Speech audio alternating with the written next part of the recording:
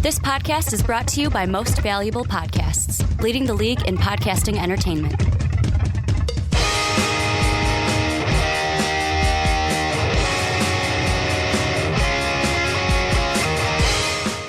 What's up, Real MVPs, Ricky Widmer here, along with the Mark Weber. WMEs. And we are back chugging along for our AFC West preview, continuing the NFL previews here on the Onside Kick, the Pro Football Podcast, here on Most Valuable Podcast. And Mark, before we get into everything, how we do the previews, make sure to check out patreon.com/Most Valuable Podcast. That is how you help support us. $1 tier, the bronze level, you get the base level, the MVP podcast a month early, access to our Discord. We've got a jumping Discord right now. Yeah. We're talking about wrestling that, like, 5 in the morning it's popping off because we got some patrons from Australia where the time difference. Well, it's actually nice because I wake up at like 4:30 in the morning. So you can check it. And I check it, and there's stuff going on. It's great. You responded to a link that Johnny had sent me. I don't know why Johnny just didn't put it in the Discord.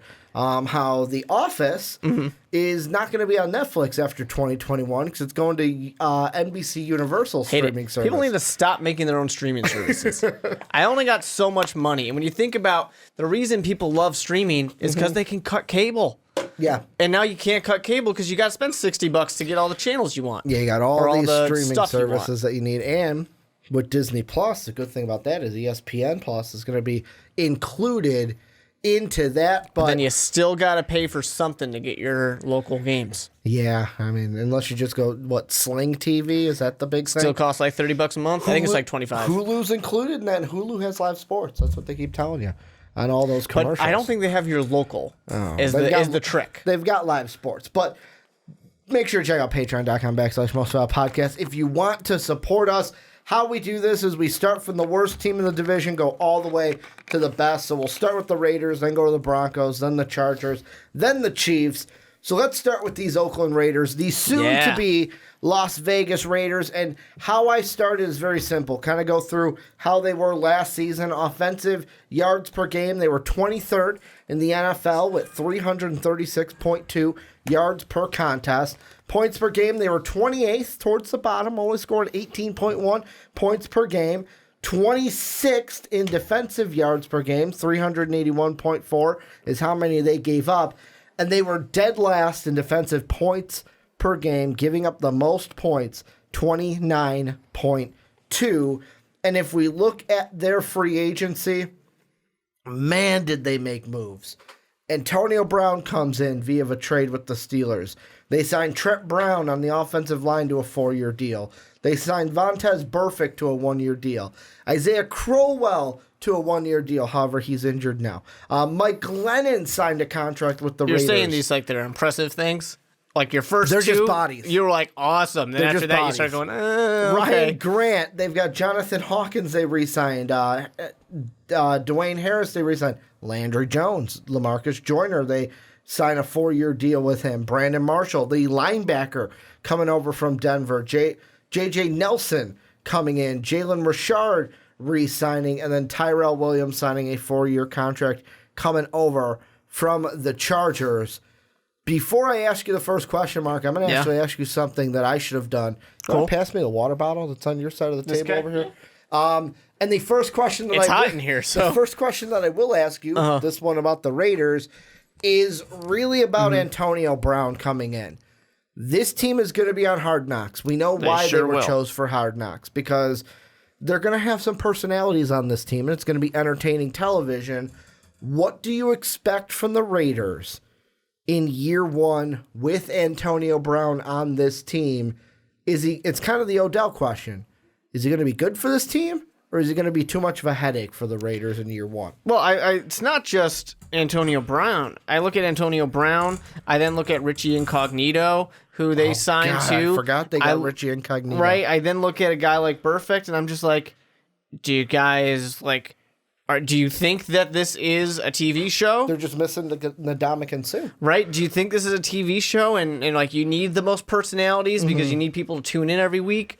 Do you think that this is Blitz the league? You know, like what is going on in your head for this? Because I just look at it, and not to immediately, bash the Raiders here, but I just look at it, I'm like, man, you've got a lot of potential hotheads. Yeah. There. And Antonio Brown is an amazing wide receiver, an absolutely amazing one. I don't think that there's any issues to begin with. I think he'll be fine. He'll have a good relationship with Derek Carr. The thing that Antonio Brown doesn't like is when his team loses. And if his team starts losing, remember this is a 4-12 team last year, if they keep losing games, then Antonio Brown's not happy. Then Antonio Brown, I think, might start calling some people out because he doesn't want to lose. No. And he's not used to losing. That's why it was such a big shock for him in Pittsburgh to suddenly have this team start losing. And Pittsburgh was a playoff team and then just barely missing the playoffs. So then to go to a 4-12 team, that's going to be a big one. Yeah, I mean, when I look at this offense, the thing that I think about is, first, it's the team. I go, well, are they going to win that many more games? And I kind of want to say no. Like, last year they were a 4-win team. Maybe they add 2, maybe 3 wins to this team. Maybe at best they're a 7-9 team. But, like, when you look on paper, they revamped the wide receiver core. Like, they're going to have completely. all new starting wide receivers with Brown, Williams, and Nelson out there for the offense. And even the running game. Like, yeah, they re-signed Jalen Richard. They have DeAndre Washington still. But they went ahead and drafted a guy like Josh Jacobs, who I think is going to be eventually the bell cow of this team. Which they desperately needed because their run game was not good last year. And I just look at this offense and I go, with the names that they added, especially the wide receivers, this should be a team that's better than 4 wins this upcoming year. Yeah.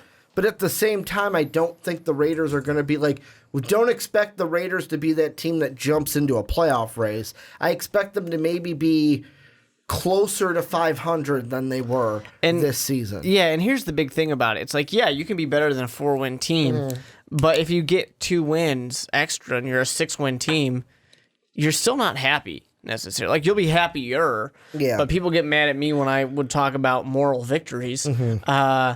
And they would get mad and say, we don't want moral victories, we want real victories. And I get it. I get it to an extent. But you have to be happy with some progress. And that's what Oakland needs. This year doesn't matter. Because you're going to Vegas next year.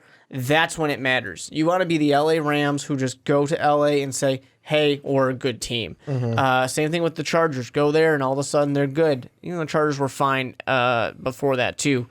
You want to become that next team that moves somewhere and immediately it sets off, because you don't want to go there and just not be good. You want to try and repeat what the Golden Knights did in hockey. It's just go in there and boom, playoffs. And I wonder if, like we mentioned, Antonio Brown, Richie Incognito, Burfict coming over. You've got guys like, Jaron Clowney, who they drafted long ago, had some questions coming out in the draft. You've got a guy like Arden Key who had, and these aren't like questions of like anything, it was personality questions. He had questions when he was drafted, and I almost kind of feel is this John Gruden's plan of, on any team, on any sports team, you need enforcers. Like, I kind of think of it, baseball's a little different, but like in baseball, I think of my favorite team, the Cubs. And if I were to say anybody is our enforcer, it's kind of like, I kind of think of like a Javi Baez or a Wilson Contreras. Somebody who's going to talk trash and won't care if they're talking trash. Like Rizzo and Bryant's the face. Baez and Contreras are the guys that'll kind of... a lot of hockey teams legitimately have a guy who just comes off the bench to hit somebody. They have the goon out there. Yeah. You look at the Golden State Warriors, the Bulls from our 90s days, the Dennis Rodman, Draymond Green, where it's like, he's the scrappy player. He's going to get his hands dirty to protect the stars on that team. I wonder if more of, maybe not the Antonio Bryant, but the Vontaze Burfict, the Richie Incognito. If Gruden is adding those guys to be that enforcer, to be that tough guy, or to maybe set a table for this team, hey, we're the Raiders. The Raiders are a tough team. we're a blue. Not I don't want to say. Maybe I do want to say blue collar team where it's like we're a tough team. We're supposed to be the badasses. Like their fans in the stadium strike fear into people with how they dress and how the black hole looks. Is that why John Gruden's added these people? I think John Gruden just likes tough guys. Okay. In general, I mean, he liked tough guys when he was in Tampa as well, and also when he was in Oakland. He likes tough guys, so I think that's completely along his kind of game plan there. My only thing I look at when I look at Oakland is like, okay, so Gruden's been here for a little bit now. He hasn't really had any success. He's made questionable personnel decisions too. Mayock is there now too. But now they're bringing in some more kind of questionable guys. At some point, like if this doesn't work out again this year, and they might gain 2-3 wins, something like that, and then all right, we're cool. We're letting you see. We're gonna let you see what happens still. But if it doesn't go that way, eventually you do start to ask questions of like, what are we doing? We get rid of a complete class act, superstar generational player like Khalil Mack. We get rid of a really good wide receiver when we had no wide receivers in Amari Cooper. We then go out and spend money to get a bunch of wide receivers after that and immediately talk about how we could really use a good pass rush, but they got Clelin Ferrell. Yep. So then they draft a pass rush too. You sit there and you start to wonder like, what is our plan?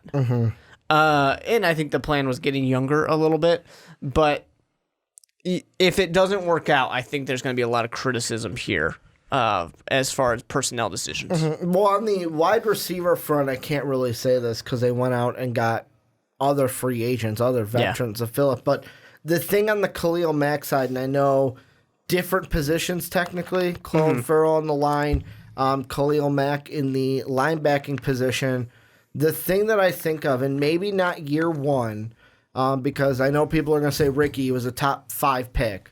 Clelin Ferrell should be fucking putting up for this team. Like, you draft a guy that high. You're wanting him to be Von Miller. You're wanting him to be Khalil Mack. He's producing week 1. Yeah. But I kind of have a feeling it might be a little bit of an adjustment. Like, I think Clelin Ferrell will be good. It's not like he's going to be trash those first few games, but I don't think he's going to be boom, immediately what you were missing. But eventually, if Clelin Ferrell can become anywhere near Khalil Mack was, even if it's half of, even if it's 75% of what Khalil Mack was, you got to look at that as a win then for the Raiders, because it's like, hey, I know that was our pick. That wasn't the pick we got from the Bears.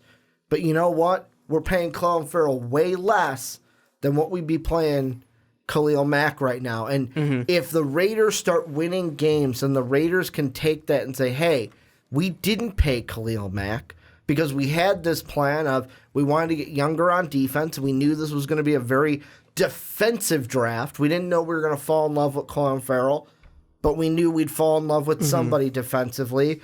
And instead of taking all that money and just paying it to Khalil Mack, we were able to get Brown, Williams, and Nelson in that wide receiver core. So, I mean, if all the Raiders need to do this year is win more than 4 games. Like, I know fans are going to say, well, if they win 5 games, it's technically better, but it's not that much better. But if this team is like even 6-10, if they're 7-9, like, that's a win for this team, because it's like, hey, in year 1 of all these personalities coming together, we were able to have a better record than we had the year before. And then the other thing is, I want to see what Derek Carr does this season. How much better of a season does he have this year now that he has nice, shiny toys to throw with? Yeah. Probably a run game that can support him. Yeah, when he had a couple nice, shiny toys, he had an amazing season with a great offense, heading right to the playoffs. So is it possible? Sure. A thing that concerns me, and I know there's so much that's different about this team, so I don't want to get hung up on last year, but when you do look at last year, it took overtime to get a 3-point win against Cleveland. They barely got a 2-point win against Arizona. Pittsburgh was a 3-point win. That one is fine. And Denver was a good, convincing win towards the end of the season. But I looked at last year, and it's like, this could have been a 2-win team, you know, and they went out and they paid for a lot of these things. But what do we say a lot of times when teams go out and try and buy their wins? It doesn't work. And the thing that's funny, too, and I know Oakland fans have probably already said this in the comment section, but, like, you look at Derek Carr's stats from last year. He was good. Arguably, it was his best season. Like, besides, the touchdowns were down from what he's used to. He wasn't at the 32 his second year. He wasn't at the 28 from his third year. He didn't really have anyone to throw the ball to. Exactly. I mean, even though he still had the most passing yards than he's ever had in a season. And the thing that kind of jumped out to me is 68.9 completion percentage. His best completion percentage of any year thus far. And it wasn't like a small, like, oh, he went up 3%. No, he went up from a 62 to a 68 in the matter of a year. I don't know if that's John Gruden's offensive system. Sometimes it's not having the deep threats. If you don't have deep threats, you throw safe balls, and that inflates your percentage, even if you don't move the ball as often. Do you expect that to go down then because his completion percentage, yeah, I do. His average yards, this actually was his highest average, but it was 7.3 yards. Yeah. He's hit 7 yards average twice already in his career, and then 6.8 last year. So it wasn't instrumentally larger of an average yards. Yeah. So I do expect the completion to go back down. I expect his touchdowns to go back up. Coincidentally, I expect his interceptions to go up too because he's going to take chances, which is not a bad thing. You want your quarterback to take chances. His sack percentage was also the highest it's ever been in his career. Well, that's because they have a bad offensive line. Yeah, like his highest was his second year at 5.1. Last year was 8.4%. And that's hoping that Colton Miller, who they really went out and got in the first round, hoping that he develops a little bit more because he didn't look worth that first round pick. Yep. You've got Incognito there. You know, you want this offensive line to really kind of start to gel and develop throughout this season. So I think that his sack numbers will be a little too high this year. I don't think it'll be anywhere near as high as it was last year. But it's going to take a little bit for it to start to stay down. And one guy I really want to focus on, like just watching him this year, not like talking about him, I just want to mention, was Jonathan Abram. And the reason why is that was an interesting one for me because that's the third guy that they took in that first round. And I remember draft night just kind of shaking my head like, why'd you do that? Why'd you reach for him? He'd probably be there in the second for you. You could have taken a better player. But kind of to wrap this up, just looking at the schedule, this is a division, how we always do. We kind of look at it. Obviously, they're going to play their own division, so Broncos, Chargers, and Chiefs twice. But they're going to have the AFC South, so you got Jacksonville and Tennessee are the home games. Houston and Indy are the road games. They've got the NFC North. They will be at Minnesota, at Green Bay, home against the Bears are in London, but home against the Detroit Lions. And then you have the AFC North Bengals and the AFC East Jets as their two kind of filler games. Yeah. What are your thoughts about this schedule? I don't mind this schedule. I mean, there are things that I don't like. I don't like having to play the Packers, the Bears, and the Vikings. I don't like having to play like the Colts and the Texans. I'm not super scared of the Titans. I don't think the Raiders are that far off from the Titans. We have a little bit of figuring out to do with the Jaguars after last year and Nick Foles coming in. It's at the end of the season, so that means one of two things. Either it didn't quite work out with Nick Foles and this is a bad team, or, hey, it took a little bit, but, hey, we've got it all together. Out. And now we're awesome. So that's going to be a little bit rough. I think the Raiders can play their division a little bit tougher this year than last year. So, when we were throwing 6 wins out there, I don't think 6 wins is that unrealistic for the Raiders. And like I said, this is a bit of a wash season anyways, because this season doesn't matter.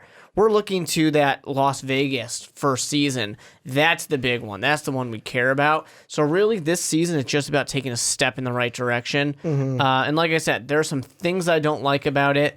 I especially don't like losing a home game if I'm the Raiders. But I think you can get 6 wins out of this. Yeah, I'm on the other side. Because last year, if you take a look at their wins, and I know, like you mentioned, with the Cleveland one, that one was close, but They beat Cleveland, who wasn't that good of a team.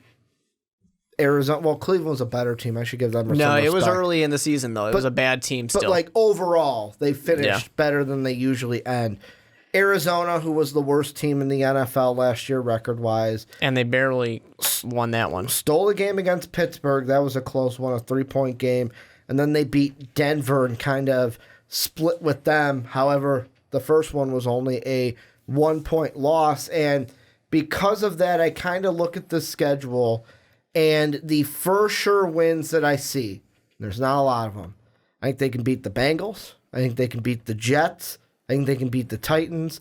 And I think they win one of the games against Denver, either week 17 or week 1. That's 4. That means to me, to get to that 6, to get to that 7, what games are you going to steal? Are you going to steal a home game against the Lions? Are you going to steal one of those road games? Jacksonville, are you going to steal it because it's at home in Oakland? And the thing I really do not like, and I know it's broken up with a bye week, but week 1, I'm not upset about that annual Denver-Oakland game on Monday night because Denver also has a new coach coming in. Week 1, you're kind of expecting with the new system being in there that everyone's not going to be maybe on the same page that they would be week 17. So maybe you can steal one against Denver at your home stadium week 1. But then from week 2 to week 8, Kansas City, yikes. At Minnesota, at Indianapolis. Yeah, it's in London, but you're playing the Bears, who were a really good defense last year. Then you get the bye, but then you got to go to Green Bay and to Houston. I don't like that stretch at all, and I would not be surprised if that's 1, 2, 3, 4, 5, 6, or 5, 6 losses for the Raiders. That would not be very good for the Raiders, especially a team that has a lot of those personalities that they need to gel. I think an interesting thing here is you play the Broncos week 1, you play them again week 17.